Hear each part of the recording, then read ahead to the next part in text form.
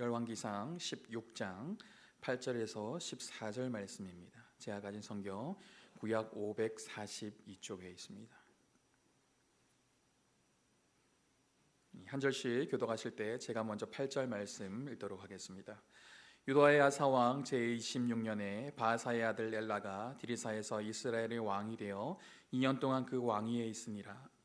엘라가 디르사에서 왕궁 맡은 자 아르사의 집에서 마시고 취할 때 그 신하 곧 병거 절반을 동서라 지휘관 시므리가 왕을 모반하여 시므리가 들어가서 그를 쳐 죽이고 그를 대신하여 왕이 되니 곧 유다의 아사 왕 제27년이라.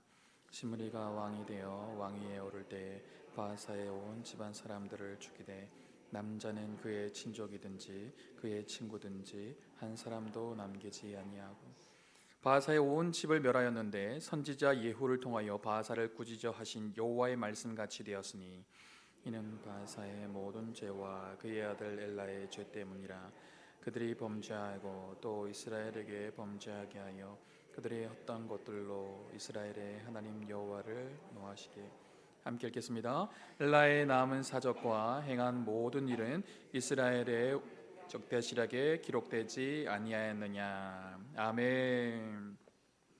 우리 옆에 분들과 한번 인사하겠습니다. 하나님의 뜻을 이루는 삶을 삽시다. 아멘. 오늘도 하나님의 뜻이 이루어질 줄로 믿습니다. 아멘. 중국 선교의 일생을 바친 우리 영국의 허드슨 테일러라는 선교사 이름을 들어보셨습니까? 주변의 사람들은 허드슨 테일러를 향해서 다음과 같은 질문을 종종 하였다고 합니다. 당신은 어떻게 일생을 선교지에서 사역자로 보낼 수 있었습니까? 그렇게 선교하는 것이 보통 힘든 일이 아닌데 때로는 핍박과 또 때로는 많은 어려움들이 있을 터인데 어떻게 그렇게 행복하게 사역을 하십니까? 이 질문 앞에 허드슨 테일러는 다음과 같이 대답했다고 합니다. 제 헌신과 행복의 비결은 하루를 어떻게 시작하느냐에 달려 있습니다. 연주자는 음악회가 시작되기 전에 악기를 조율합니다. 음악회가 끝난 뒤에 조율한다면 어리석은 사람이겠죠. 저는 아침에 일어나면 하나님의 뜻과 맞추는 일부터 시작합니다. 그러면 인생이 굉장히 보람이 있죠. 여러분은 어떻습니까? 하루를 시작할 때 어떻게 하루를 시작하시는가요? 피곤에 쩔어서 마지못해서 하루를 시작한 분이 있으십니까? 아니면 연주자가 연주하기 전에 튜닝을 하듯이 하나님의 생각이 나의 생각이 되기를 원합니다. 하나님의 마음이 나의 마음이 되기를 원합니다. 하나님 나를 오늘도 새롭게 해주십시오 기도하면서 하루를 시작하신지요? 하나님의 백성들은 하나님의 뜻을 이루는 삶을 살아야 될 줄로 믿습니다. 왜냐하면 내 인생의 주인이 나 자신이 아니라 바로 하나님이시기 때문이에요. 피조물인 우리는 창조주이신 하나님의 뜻대로 살아가는 것이 우리 인생의 목적이 되어야 합니다. 하나님의 뜻대로 살아갈 때 하나님께 영광이 될 뿐만 아니라 우리는 이 땅에서 진정한 기쁨과 행복을 누릴 수 있기 때문입니다. 하지만 사단은 끊임없이 우리로 하여금 하나님과는 상관없는 삶을 살아가도록 만듭니다. 하나님의 뜻에 주목하기보다는 나의 뜻에 더 주목하게 만들죠. 하나님의 소원보다는 나의 소원, 나의 바람을 주목하게 만듭니다. 그래서 야고보서 1장 15절에는 이렇게 말씀하고 있습니다. 함께 한번 읽어보겠습니다. 욕심이 잉태한즉 죄를 낳고 죄가 장성한즉 사망을 낳느니라. 아멘. 사단은 우리 안에 욕심, 정욕을 불어넣는다는 거예요. 그래서 하나님의 뜻에 순종하는 자리가 아니라 나의 욕심을 채우는 자리로 나가게 만드는 것이죠.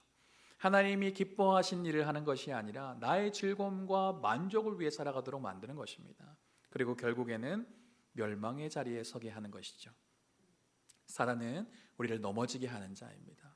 죄에 빠지게 만들고 하나님과 멀어지게 만드는 자이죠. 하나님은 우리에게 영원한 생명을 주시기를 원하세요. 영생 복락을 주시기를 원하십니다. 그런데 사단은 우리로 하여금 영원한 죽음 가운데 거하도록 만든다는 거예요. 영원한 멸망으로 우리를 인도한다는 것입니다. 그렇다면 우리가 어떻게 해야 죄에 빠지지 않고 하나님의 뜻을 이루는 삶을 살아갈 수 있을까요? 어떻게 해야 죄악의 길에 서지 않고 하나님께 영광 돌리는 삶을 살아갈 수 있을까요? 오늘 세 가지를 나누고 싶습니다. 첫 번째는요, 사명의 자리에 굳건하게 서 있어야 된다는 것입니다. 오늘 본문 말씀에 보면 바하사의 아들 엘라가 드르사에서 이스라엘의 왕이 되었고 2년 동안 통치하였다라고 나와 있습니다. 그런데 지휘관 시므리가 왕을 모반함으로 엘라를 죽이고 왕이 되는 사건이 일어나요. 우리는 그때가 언제인지를 주목해야 될 필요성이 있습니다. 오늘 본문 9절 말씀을 우리 같이 한번 읽어보겠습니다. 엘라가 디르사에 있어 왕궁 맡은 자 아르사의 집에서 마시고 취할 때 그 신하 곧 병거 절반을 통솔한 지휘관 시므리가 왕을 모반하여. 말씀해 보니 엘라 왕은 왕궁 맡은 자 아르사의 집에서 마시고 취할 때 시므리에 의해 죽임을 당한 것을 알 수 있습니다. 당시는 북이스라엘이 블레셋과 전투를 하기 위해 대치하고 있는 상황이었어요. 긴박한 전시 상황에 왕이 술에 만취되어 있다는 것은 엘라가 얼마나 나태한 왕이었는가를 보여줍니다. 전시 상황의 왕은 어디 있어야 될까요? 전쟁을 지휘하는 곳에 있어야 합니다. 전시 상황을 긴밀하게 체크하면서 나라를 지키는 자리에 바로 서 있어야 되죠. 왕은 왕으로서 있어야 될 자리에 서 있어야 되는 것입니다. 하지만 그 자리에 벗어나게 되면 사단이 여지없이 틈타게 될 수 있는 것이죠. 우리가 잘 알고 있는 다윗 왕도 마찬가지였습니다. 암몬과의 전쟁 시에 왕이 출전해야 하는 전쟁이었음에도 다윗은 예루살렘 왕궁에 그대로 머물러 있었던 것을 알 수 있습니다. 그리고 저녁 때가 되어 일어나서 왕궁 옥상을 거닐다가 목욕하고 있는 한 여인을 발견하게 되고 또 유혹에 빠지게 되죠. 하나님의 마음에 합한 종이었던 이 다윗 왕도 사명의 자리에서 바로 서 있지 못하게 되자 여지없이 사단이 틈타게 된 것이죠. 사명자는 사명의 자리에 서 있어야 된다는 것입니다. 부모는 부모로서, 남편과 아내는 부부로서, 또 자녀는 자녀로서의 자리에 서 있어야 되는 것이죠. 학생은 학생으로서, 교사는 교사로서, 또 직장인은 직장인으로서의 그 자리를 잘 지켜야 합니다.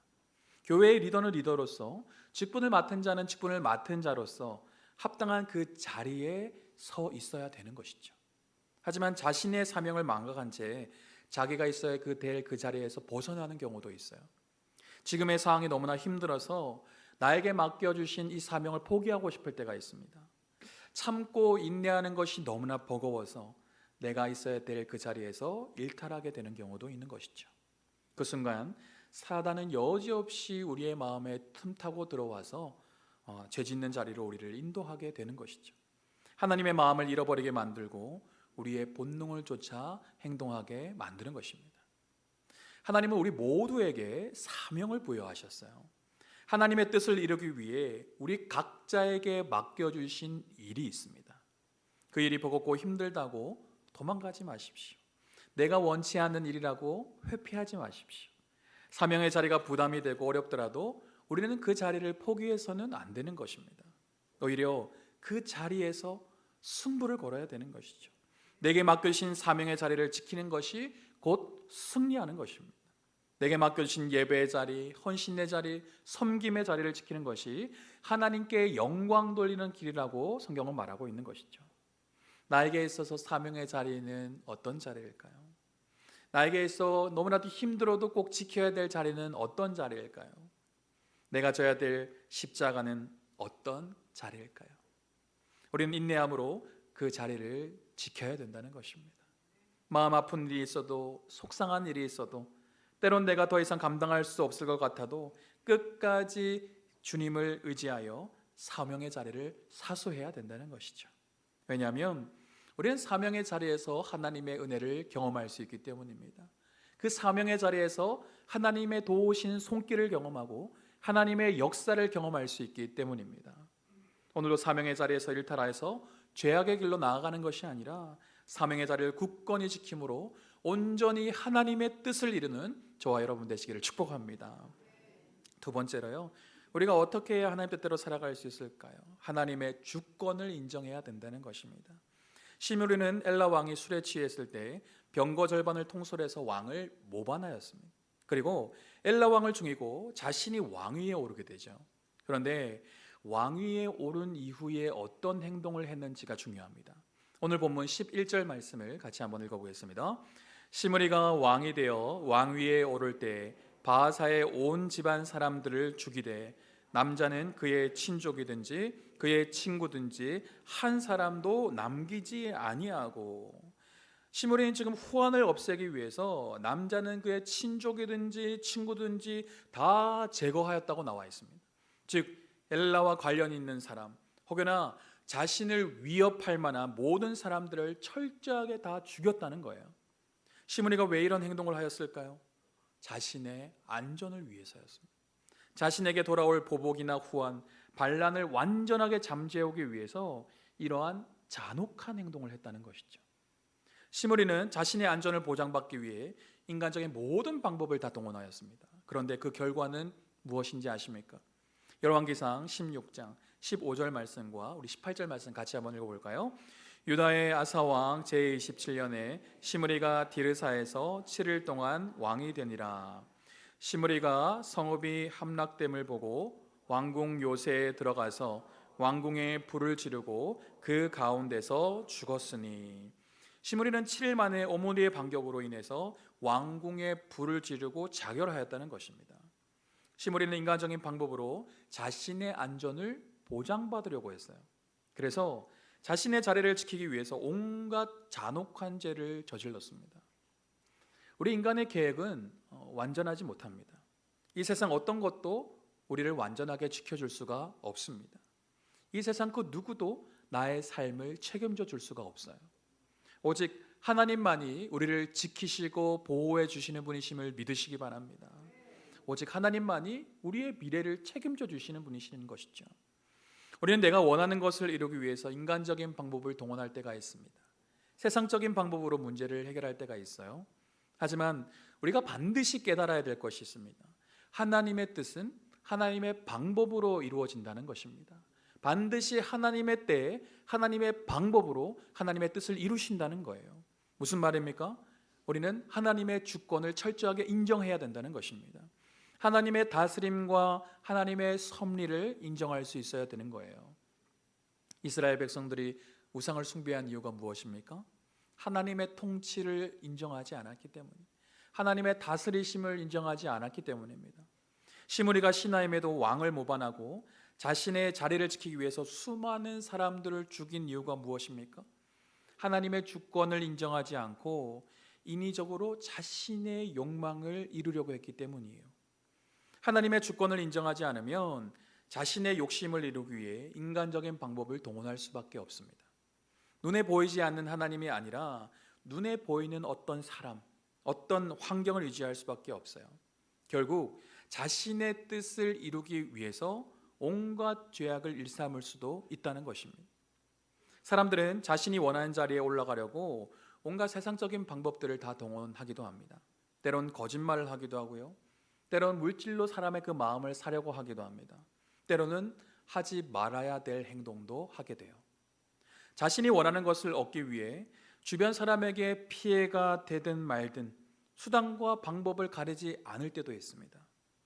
내가 올라가고자 하는 그 자리만 보이기 때문이에요. 내가 얻고자 하는 그것만 내 마음에 불타오르기 때문이죠. 하나님의 백성에게는요, 믿음이 필요합니다. 하나님께서 내 인생을 주관하신다는 믿음이 필요하다는 것이죠. 하나님께서 지금도 나를 가장 좋은 길로 인도하고 계신다는 그 신뢰가 우리 안에 필요한 거예요. 하나님을 향한 믿음이 있으면요, 하나님의 주권을 인정할 수 있습니다. 내가 가고자 하는 자리가 있더라도 지금 당장 그곳으로 올라가려고 막 아둥바둥 발버둥 치는 것이 아니라 하나님의 뜻이면 그곳으로 인도하실 것이고, 하나님의 뜻이 아니면 이 자리에 머물게 하실 거라는 마음을 품을 수가 있다는 거예요.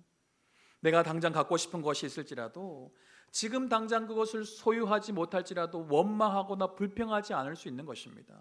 왜냐하면 하나님께서 가장 좋은 때에 그것을 나에게 허락해 주실 것이기 때문입니다. 지금 그것을 소유하지 못할지라도 지금은 하나님의 때가 아닌가 보다, 하나님의 주권을 인정할 수 있는 거예요. 다윗은 골리앗을 물리친 후에 많은 백성들로부터 칭송과 존경을 한몸에 받았습니다. 하지만 사울 왕으로부터 미움을 받고 도망자의 신세로 전락했어요. 자신을 죽이려고 뒤쫓아오는 사울로 인해서 오랫동안 고통과 두려움 속에 숨어 지낼 수밖에 없었습니다. 하지만 원수 같은 존재인 이 사울을 죽일 수 있는 그 기회가 왔음에도 다윗은 사울을 죽이지 않았다는 거예요. 사울을 해하지 않았다는 것입니다. 어떻게 그럴 수 있었을까요? 다윗은 사울을 왕으로 세우신 하나님의 주권을 인정하였다는 것입니다. 하나님의 주권을 인정하는 사람은요, 불의한 방법으로 문제를 해결하지 않습니다. 인간적인 방법만 모색하지 않아요. 하나님의 주권을 인정하는 사람은 인간적인 방법보다 하나님의 방법으로 문제를 해결하는 것입니다. 나의 뜻보다는 하나님의 뜻에 초점을 맞춘다는 것입니다. 예수님도 십자가에 죽기 전에 자신이 당할 극심한 고통을 너무나도 잘 알고 계셨어요. 그래서 하나님 앞에 나아가 기도할 때, 하나님, 할 수만 있다면 이 잔을, 이 고통을 나에게서 좀 가져가 주십시오. 이 고통을 당하지 않게 해주십시오. 간절한 마음으로 기도하였지 않습니까? 하지만 예수님의 기도는 거기서 끝나지 않았다는 거예요. 하나님 아버지의 주권을 인정한 예수님은요, 마지막으로 어떤 고백을 합니까? 내 뜻대로 마옵시고 아버지의 뜻대로 하옵소서. 저를 따라서 한번 고백해 주시겠습니까? 내 뜻대로 마옵시고 아버지의 뜻대로 하옵소서.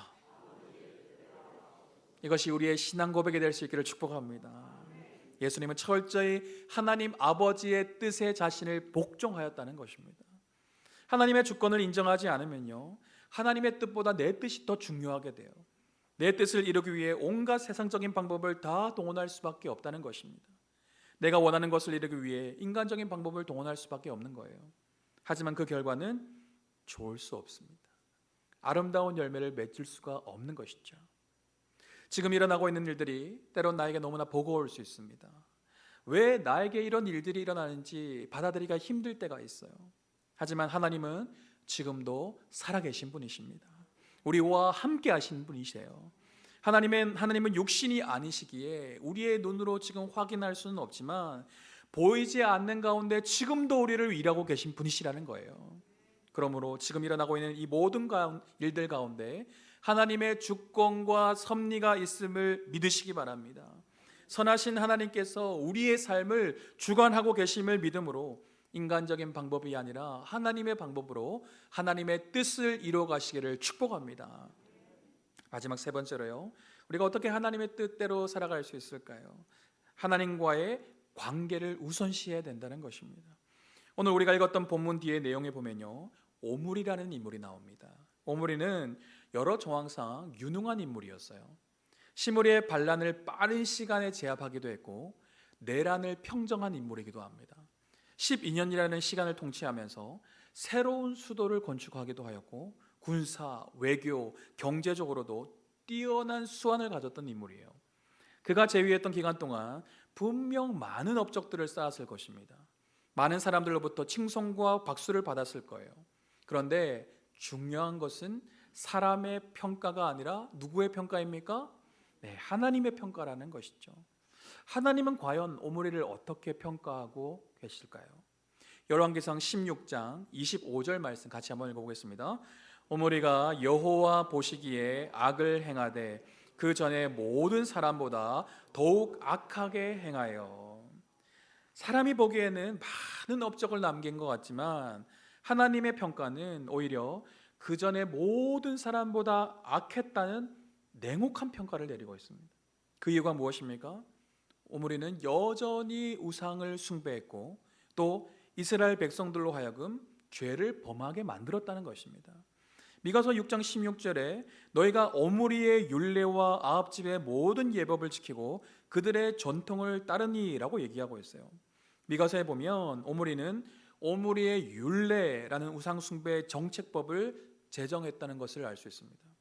이전에 북이스라엘의 왕들이 자신의 정권을 유지하기 위해 우상 숭배를 장려했던 것과는 달리 오므리는 백성들에게 우상 숭배를 법적으로 강요했다는 것입니다. 오므리는 하나님을 왕으로 인정하지 않았어요. 하나님의 하나님 되심을 인정하지 않았습니다. 오직 자신만 높아지고 자신만 영광받는 삶을 살았어요. 오므리는 하나님과의 관계보다 자신의 업적을 더 중요하게 여겼던 사람입니다. 자기가 인정받고 자기가 영광받는 것을 더 중요하게 여겼던 인물이에요. 오므리가 아무리 위대한 업적을 이루고 백성들로 하여금 인정받았다 할지라도 하나님은 결코 그를 인정하지 않으셨다는 것입니다. 왜냐하면 하나님이 인정하시는 그 기준은 업적을 내고 괄목할 만한 성과를 내는 것이 아니라는 것입니다. 우리는 때때로 하나님에 대해 오해할 때가 있습니다. 세상적인 기준으로 하나님에 대해서 판단할 때가 있어요. 세상은 우리가 뭔가 잘해야지 인정해 줍니다. 능력이 있어야지 그 사람을 알아주죠. 높은 위치에 올라가야지 존경과 박수를 보냅니다. 그래서 나에게 맡겨진 사명 위에 살아갈 때도 뭔가 성과를 내지 못하면 낙심이 될 때도 있어요. 교회에서 봉사를 할 때도 뭔가 뛰어나게 해내지 못하면 왠지 하나님께 죄송하고 또 스스로 주눅이 들 때도 있습니다. 저도 사역을 하면서 뭔가 뛰어난 성과를 내지 못하면 속상할 때도 있어요. 좋은 결과물을 내지 못하면 우리 성도님들이 실망하는 건 아닐까, 하나님께 너무 죄송하다, 그런 마음이 들 때도 있어요. 하지만 하나님은 우리가 뛰어난 성과를 내지 못한다고 하여서 미워하는 분이 아니세요. 1등을 못했다고 혼내시는 분이 아니시죠. 전도축제 때 사람 많이 데리고 오지 못했다고 실망하시는 분이 아닙니다. 봉사 많이 못했다고 책망하시는 분이 아니세요. 그렇다면 하나님이 원하시는 것은 무엇일까요?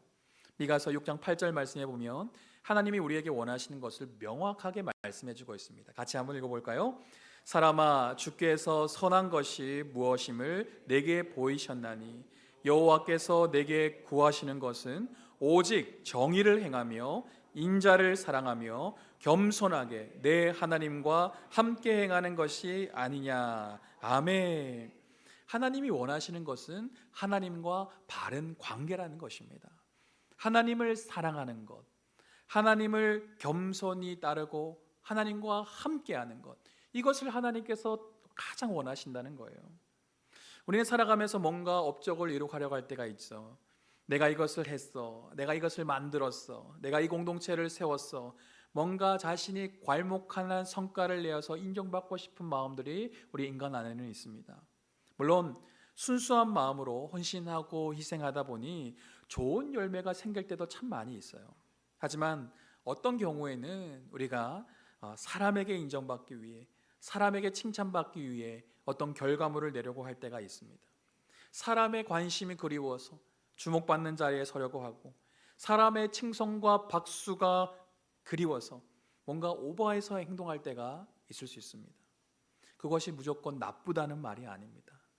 하지만 하나님의 관심은 거기에 있지 않다는 거예요. 내가 먼저 뭔가 성과를 내야 나를 사랑하시는 하나님이 아니라는 것입니다.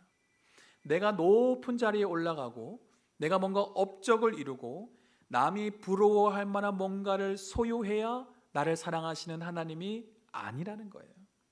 하나님은 지금 우리의 있는 모습 그대로를 사랑하시는 분이십니다. 우리가 스스로를 바라볼 때 참 부족하고 연약한 것들이 많습니다. 하지만 하나님은 지금 우리의 있는 모습 그대로를 사랑한다고 말씀하고 있는 거예요. 그래서 하나님은 오늘도 우리에게 말씀하십니다. 사랑하는 아들아, 그렇게 죽을 힘 다해 잘하려고 하지 않아도 된다.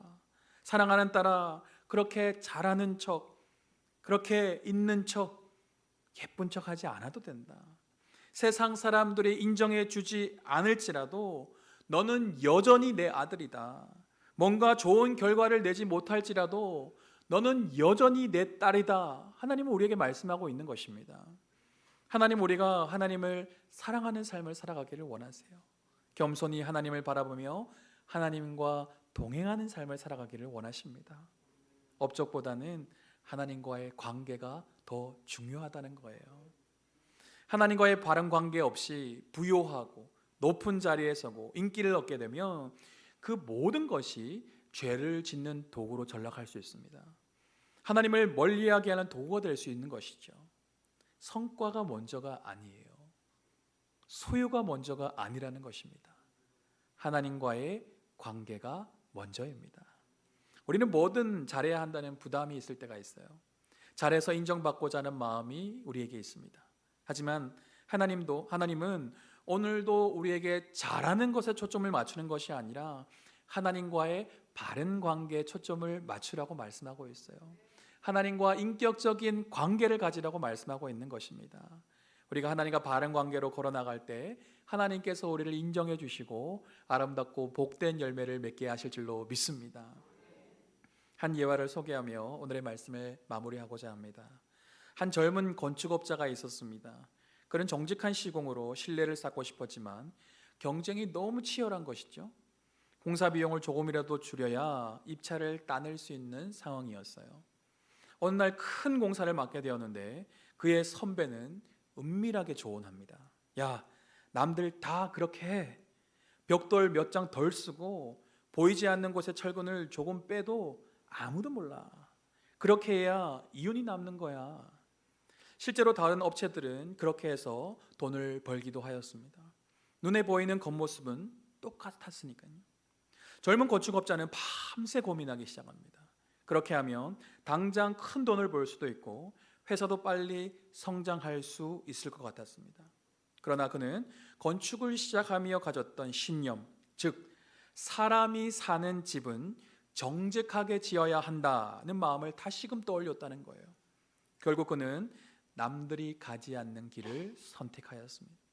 정해진 규정대로 꼼꼼하게 시공하고 눈에 보이지 않는 것까지 완벽하게 처리하였어요.